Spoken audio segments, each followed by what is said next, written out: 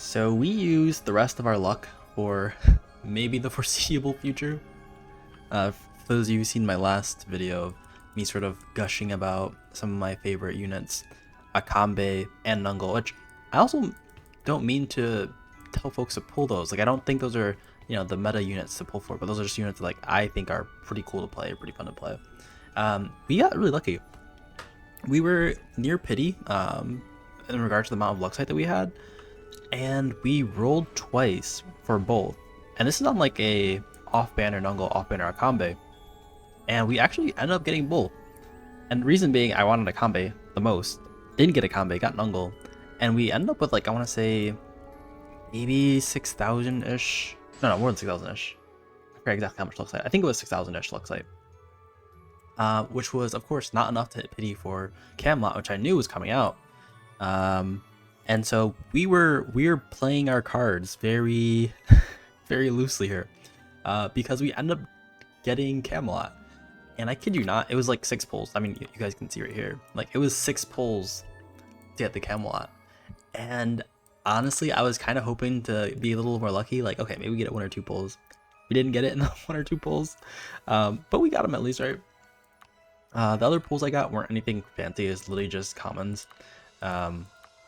Yeah, that was a hard pull. That was, like, my heart was definitely beating for that, but it beats no longer. We have our boy Camelot. Let's see, where is he? There he is, Camelot. So we actually did end up talking about him in our recent video for the Camelot waiting room, and geez, he is more menacing in person. Like, I actually didn't realize how large his portrait art is going to be. Like, if you look at him versus like this, they're just kind of like quite dainty figures in comparison. Now, mind you, I guess you can have people like Shakalulu who's taking up a large portion of like the background, but like Camelot is just so much of the screen is just Camelot, which I guess makes sense, right? He is sort of a menace. We're not going to go over the traits. I think for the most part, we kind of understand what Camelot does. There's one thing that I didn't get to go over, which I actually did find out later, was just like the use of declaration of conquest, coercion, and like disdain. Basically, you kind of use the declaration of conquest to pinpoint like certain units you want to target, and coercion and disdain basically ensures that you have like the upper hand on them, and then you get the regroup such that like you don't get act again over and over and over. So yeah, this is definitely definitely an interesting character because he does decently, and I think in regards to all parts of all walks of the game.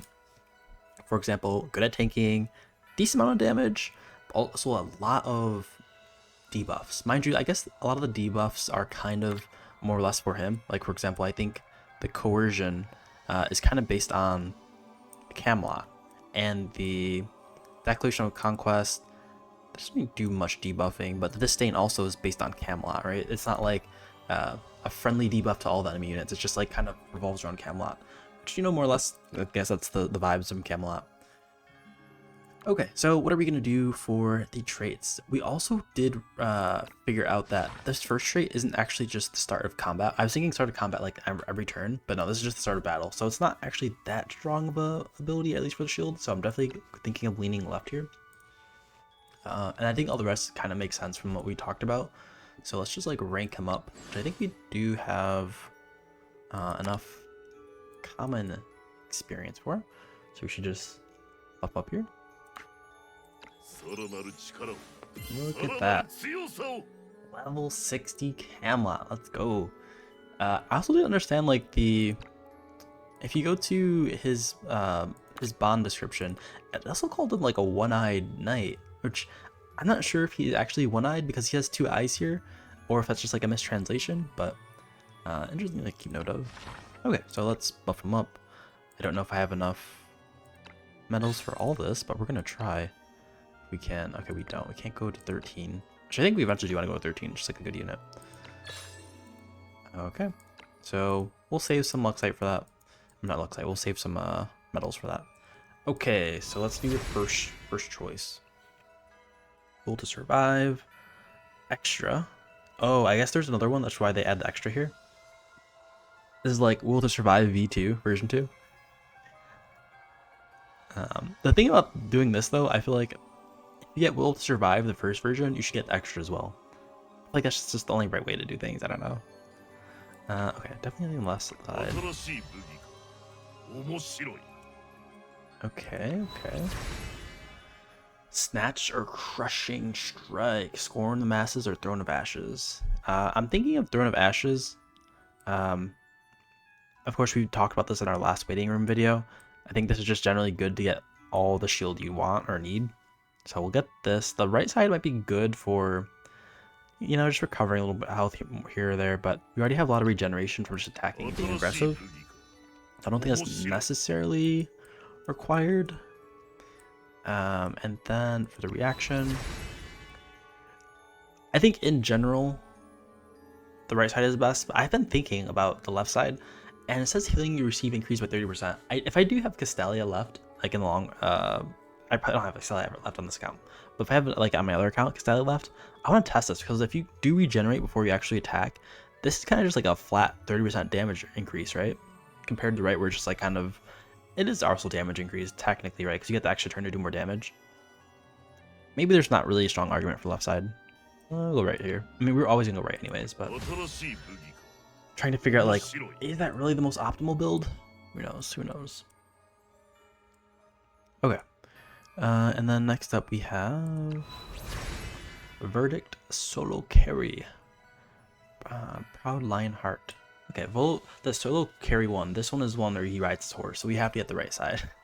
But it's an instant that jumps to the target location, deals 4% AoE damage within one tile, and inflicts no reaction skills, and then transforms into Verdict Army's Fall. 100% AoE damage and 3/3 area reduction, inflicts Isolate. After then, it switches to Verdict World of Conquest. Wait, there's 3 skills in here? Wait, what? Verdict World Conquest. Solo carry, then you carry the army, and then you carry the world. There you go. Deals 100% AoE damage to all enemies within 3 tiles, decreases the multiplier by 15% for each one additional enemy hit to a minimum of 110%. Okay, so it's like the same kind of wording as Anana a bit. To targets with 6 stacks of coercion, it's fixed at 170%. Okay, so I guess you want to keep this when you have your Declaration of Conquest. Inflict stun on targets in a 1 tile radius at the center for 1 turn. After attacking, skill switch to solo carry. So I mentioned there's no cooldown after switching here. The cooldown is like, I mean, granted, only the first part of the decision attack is instant. It kind of makes sense that it's like on a 3-turn cooldown, because you can't go through it that fast. Yeah, it's a 6 skill. Alright, then we have Crushing and Invigorating Strike. The issue with Invigorating Strike, of course, I said this in my last video, I just don't think he's bound by energy. Like, we only have 1 skill that uses energy. It's just not really useful. So like, let's see. Crushing, no energy. Verdict Soul Carry has 1 energy. No energy. No energy. Throne of Ash, no energy. Will Survive, no energy. Like, if we had another ability that gave energy, really, maybe, like even here, like we could go the right side for Blazing Scourge, but do we ever want to really do that? I mean, it doesn't sound bad, but it's also still a 2-turn cooldown. No healing and physical defense down. It might be worth it. The alternate though is if you go to Knight's Glory, you get the attack increase and physical shield, right? For all allies, additionally grants physical shield. So if you have any unions, does it give physical shield to everyone or just within the area? Also, if we already are getting attack or physical shield, it might not be worth it. Like attack up. Let's see, it's coercion, reaction. These don't give attack up, do they? No. No attack up here. Acts instantly. No attack up. Throne of Ashes. Okay, now we also have to check that build. There's just so much to check. Yeah, no real attack up. Although the coercion just says reduces the character's attack. There's no attack up here. So maybe worth getting attack up. I've not thought about getting the. I think there's attack up on his signature or his astral imprint, but I don't think that's worth it unless I'm going hard on it. So I don't think I will now. I'm also curious, like, how often will I be proccing this? The will to survive. The recovering extra 50% HP is like nice and fun. The increased max HP of 15% also like seems great, but I feel like I'm only going for the first part. If I'm already doing a bunch of life steal from the Predator's Law. Like, is this really worth? I don't know. I feel like you probably can only tell through time. Like, what am I doing on my off turns then? Like, if I'm using solo carry. Wait, is there an instant? So this is like the gap closer. Throne of Ashes, passive. Am I using Verdict Soul Carry every turn? Right? By the time we get it back, I think we should test that out quickly. Let's test that out real quick. Let's give him like a real easy kit real quick. That's not too crazy.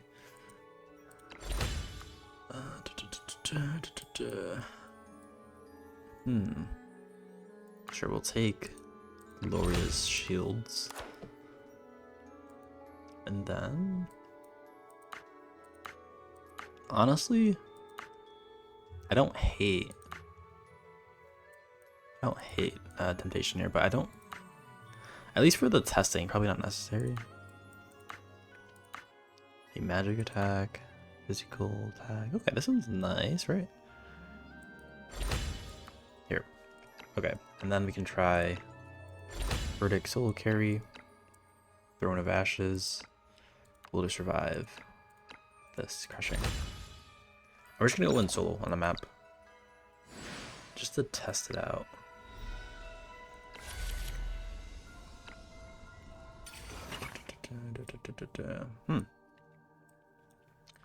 I do eventually want to do the weapon trial, which I've been aching to do. Let's just do it here though. Let's see how he fares. Alright. I choose you. I choose you, Camelot. It might be a little strange though, because I think this ability is going to shine a lot when I am solo, because my health is probably going to go down a lot quicker. Here we go.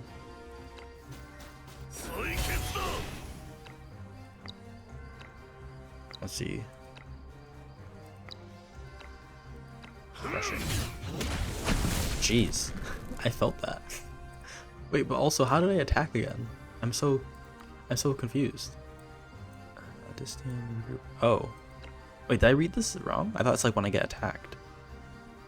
Wait. Before launching an active AoE, inflicts one attack coercion. The target is already inflicted with coercion. That character gains act again. Oh, it's because I used the ability. I see. Wait, then you get act again as well as part of the Night King's fighting spirit? So he's got like 3 act agains? That's insane. I think I'm reading that right. That's kind of wild. And it reduces the cooldown timer, I think, of the act again. I don't think you can do it that many times. I mean, probably can if you just keep using the ability to use the act again. There you go. Now I get to act again. Let's see.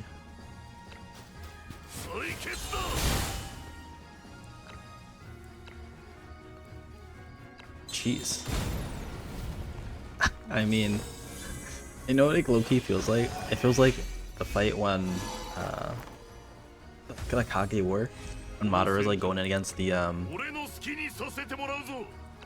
he's going in against the whatchamacallit, Shinobi, and like he's just single-handedly going through the whole army like by himself. It kind of feels like that. 2 stacks of coercion. Jeez. Okay, this might be a little scary. Okay, we did not win. Let me try again on this one.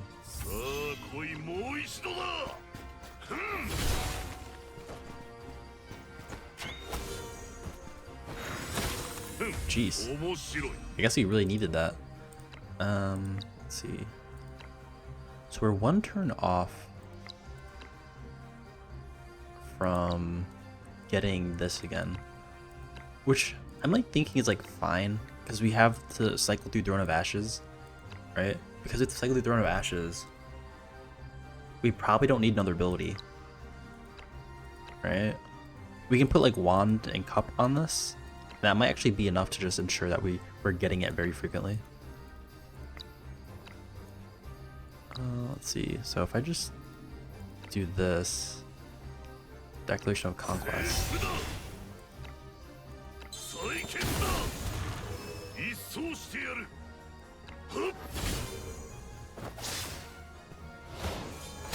Oof. Surprised that didn't hit as hard as I thought it would.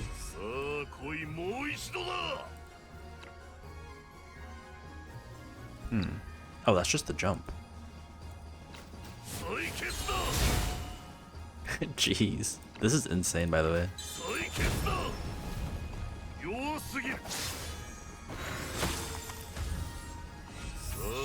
I mean, I do...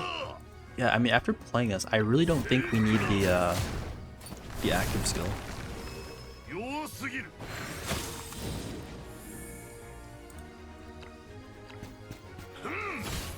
Yeah, and we're like full on energy too.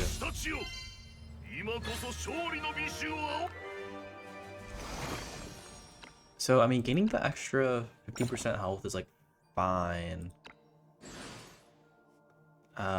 The issue, I think, with this skill is because some of the power is put into like the gaining 2 energy, it's like,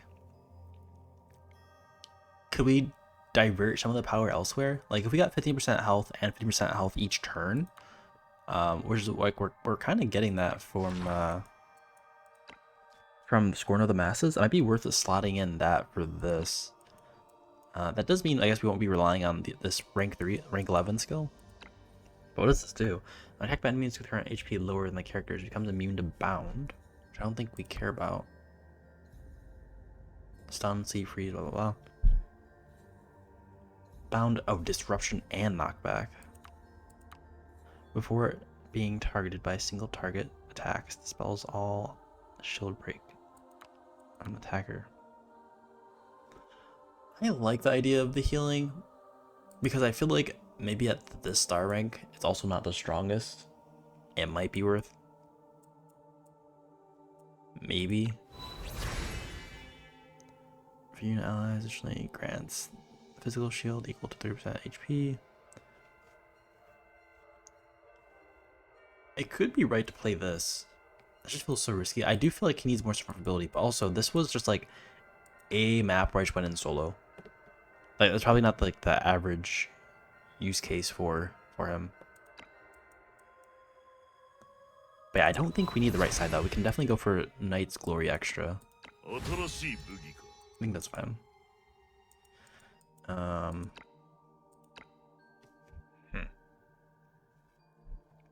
It's like, is this better than this? They both give 15% HP. If you're not dying, that is below 30% HP, which also like is very low already. You're not gonna get 50% health. And if you're being attacked and like are at like 70% health though, you still get 50% health here, on top of like your regen. It just feels like more efficient to run this. Like it does more stuff more often. Maybe? Like 3 turns of healing is about the same as like being on death's door and recovering 50% health.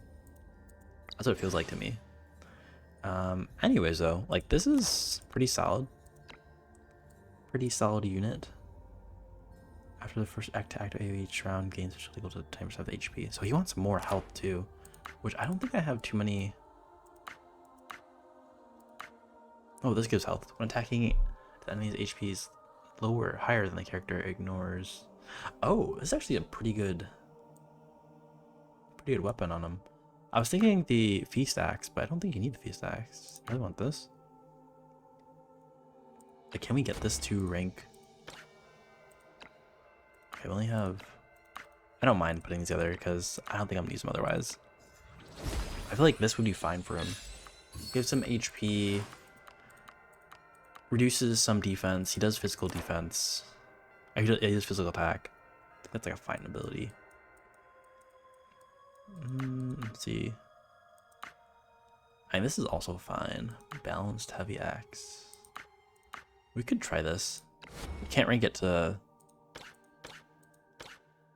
Can't rank it to 5 though. That'd be a waste.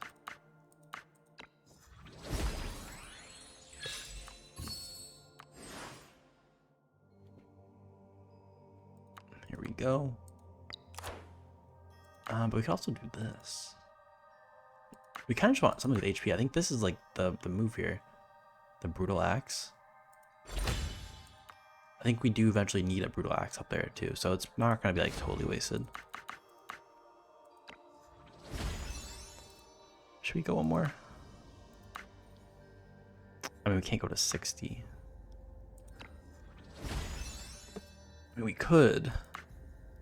Can we? We could. Sure, we did it. We did it. Okay, we're gonna level that up later. I like the physical shield from this.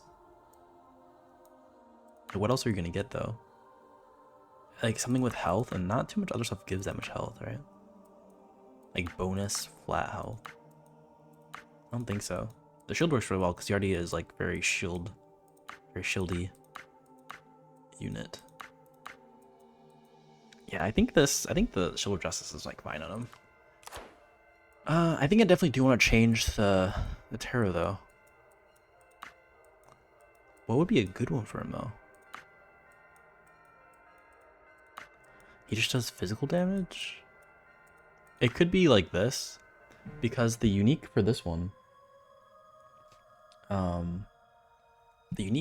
actually does give damage reduction, plus some starting physical shield. But if we're doing that for the damage reduction, might as well just go for the Silence of the Hermit. We could go for the Gibbous Moon also. That helps with the whole regen part that we were talking fumbling about when we were talking about the skills. But I don't think he needs those other skills. I don't think so.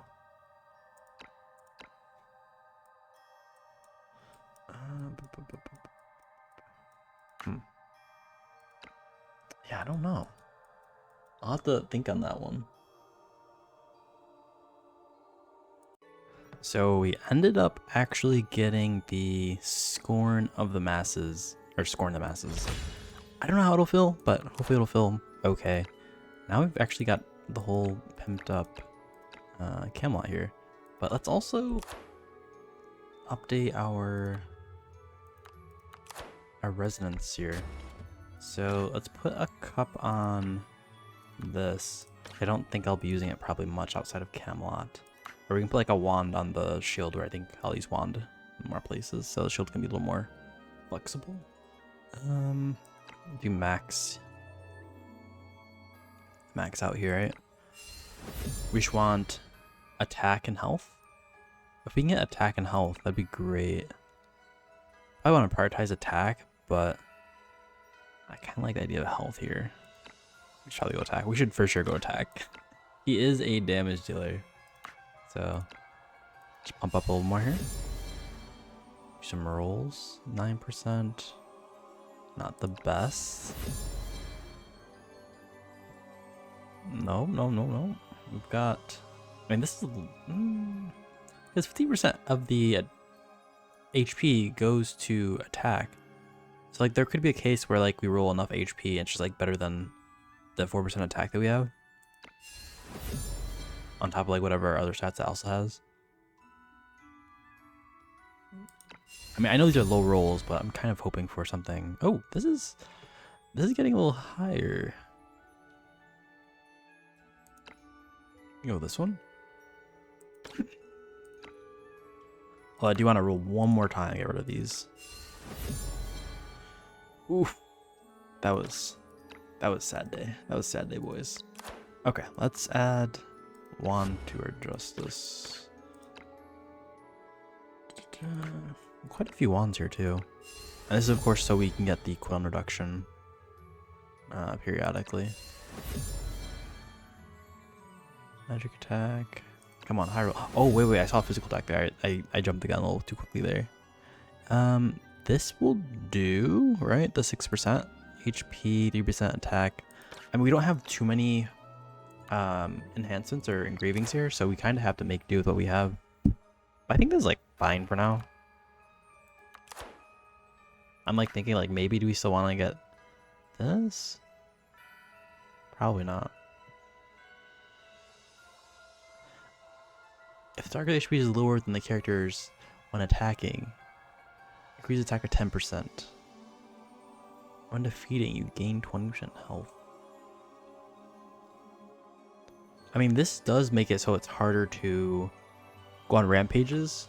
Like, if you go and chain turns here with the Feast Axe, basically you gain the 20 health, and so you can't trigger, you won't have the 10% attack, right? So it's a little hard there. But also, the 10% attack is like quite low for 1-star. Does it get enhanced when you upgrade this one? I actually don't remember. 15%. Okay, it does. Like with this, I imagine like when I'm low health and I'm only getting some amount of health every turn, maybe, I mean, it's still the same issue, I guess. Because like their percentage is going to be higher. Only when I'm like that deep, I guess. I don't know. Okay, I think this is fine. Let's try this out. And let's see where we go from there. So we'll try it out probably. We could do Proof of Strength. We'll probably just do Pioneering again here. Solo Pioneering.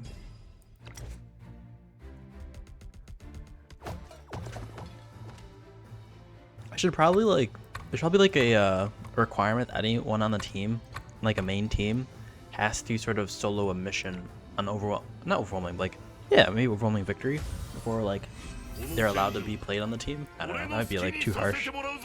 I'm thinking like if you're a support, you're probably not ever gonna be able to do any of that. Let's see. You just play up here?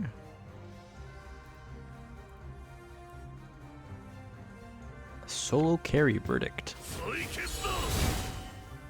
And just launches them off. The knockback is kind of insane though, too. Considering that Rocco also has like, Rocco also has the knockback, but like that's supposed to be like her thing. Yet, well, let's try to kill this dude. Camelot's just sort of doing it for show, funds.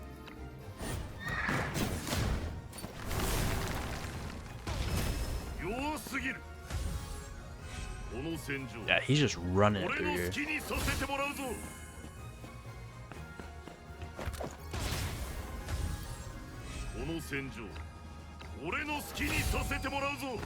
Okay, they're all grouping up. It's a little spooky. So we do have the verdict now. Should I go deeper here? Maybe I shouldn't.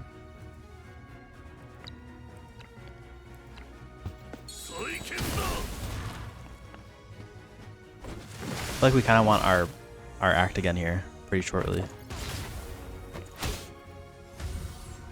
We might get it though. Okay, maybe not. I think we low-key want to keep some. Actually, no, this is the last mutant. If we can take care of him. Oh, we can take care of all of them. I don't know if it's just this particular stage, but this one felt a little easier. Ooh, I say that and I immediately got it's back in. I guess that was too aggressive an attack there.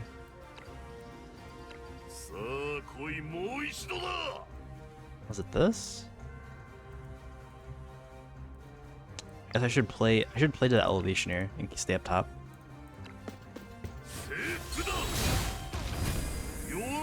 Just do this. And that way they can't really hit me from a side or anything. So I can keep this for one more turn. before I need to like use it on my cooldown.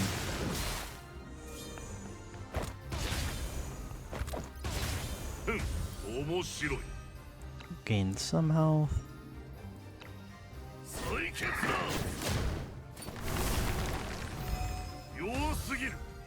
Yeah, that's lovely.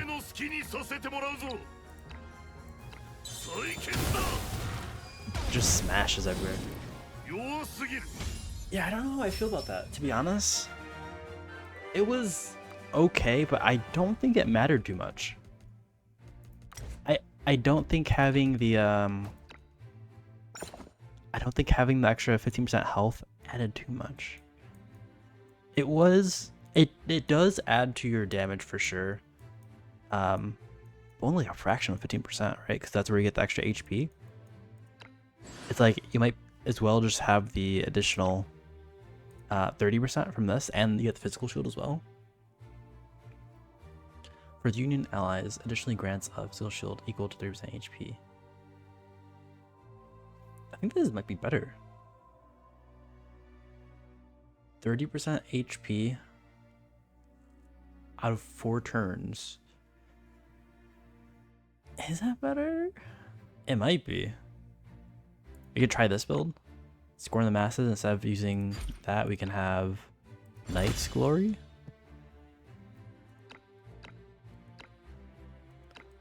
So like we go in Knight's Glory, and then we can use any sort of variation of like Declaration of Conquest with like Verdict solo carry. I feel like I do like the Brutal Axe though. I feel like it's good. It's been giving good vibes.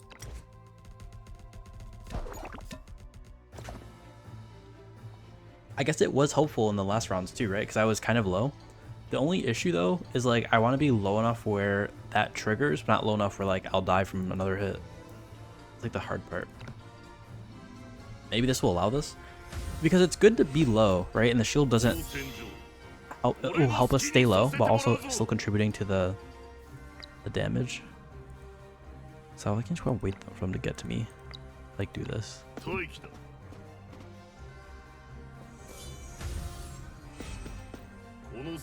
go.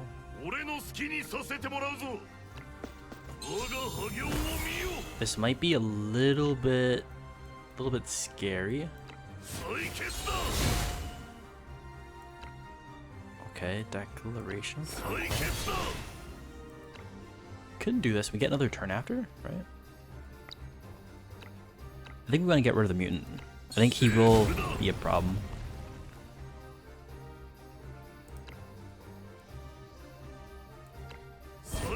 And Fear. Oh no, the mutant's still there. We can chill with them like that though. That was a big mistake, bud. Jeez. He is the solo carry.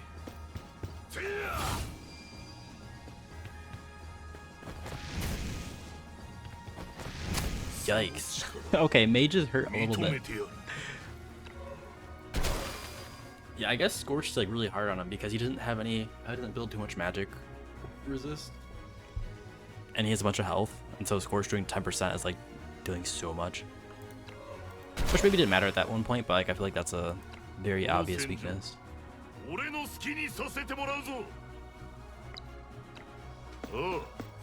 is doing? No. I'm pretty sure I don't need that, but can't say no to some chicken dinner.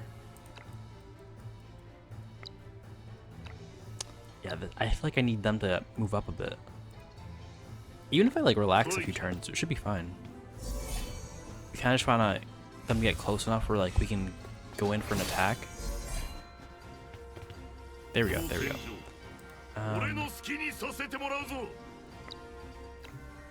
This kills.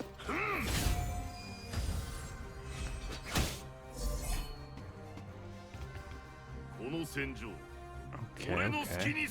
I'm hoping we get one more turn away from mutant.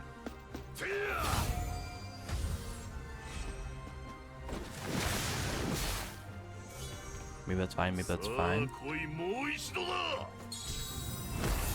Get the shield. Solo carry. Definitely need to kill him here.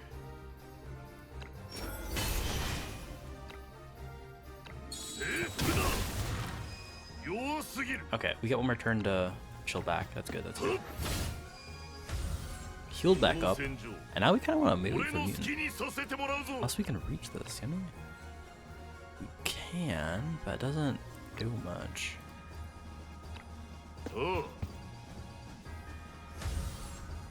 do we get any? We don't get any abilities.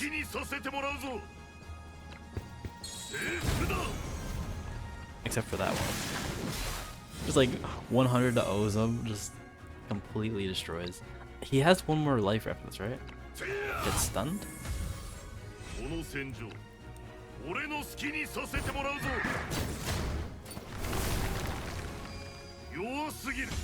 Yep. Pretty good, pretty good. I mean, the unit's a beast. I just feel like there's a flex spot. Like whatever this third spot right here, it might be a flex spot. I feel like Knight's Glory does feel good. It does ensure that we're capping out on our physical shields. That does allow us to keep our Brutal Axe online a little longer, along with the Resonance. I feel like this is like a fine build. But of course, let me know what y'all think in the comment section below. How are y'all building Camelot?